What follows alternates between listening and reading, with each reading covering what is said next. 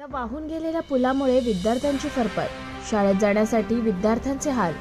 भिवंडी तालुक्यातील शेवटचं गाव गुहे ग्रामपंचायतीच्या हद्दीत येणाऱ्या भंडारपाडा या आदिवासी वस्तीच्या बाजूला असलेल्या नदीवर सार्वजनिक बांधकाम विभागाने बांधलेला नवीन पूल पहिल्याच पावसात वाहून गेल्याची घटना नुकतीच घडली होती। त्यामुळे या परिसरातील शालेय विद्यार्थ्यांची शाळेत जाण्याकरिता फरफट होत असल्याची माहिती समोर आली आहे। गुहे ग्रामपंचायत हद्दीत 12 गाव पाढे आहेत। त्या अनुषंगाने पूल वाहून गेल्यानं 5वी ते 8वीच्या विद्यार्थ्यांना शाळेत जाण्यासाठी 2 किलोमीटरचा वळसा घालून शाळेत जावं लागत असल्याची माहिती स्थानिक नागरिकांनी दिली।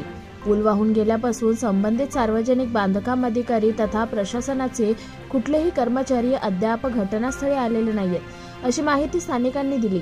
विद्यार्थ्यांची गैरसोय होऊ नये यासाठी तात्काळ निकृष्ट दर्जाचं बांधकाम करणाऱ्या संबंधित ठेकेदारावर गुन्हा दाखल करण्यासंदर्भात व कामाचा दर्जा न तपासता बिले अदा करणाऱ्या अधिकाऱ्यांवर दंडात्मक कारवाईची देखील मागणी ग्रामस्थ करतायत। आपल्या परिसरातील बातम्या आता आपल्या मोबाईलवर पाहण्यासाठी आमचं चॅनल सबस्क्राईब करा।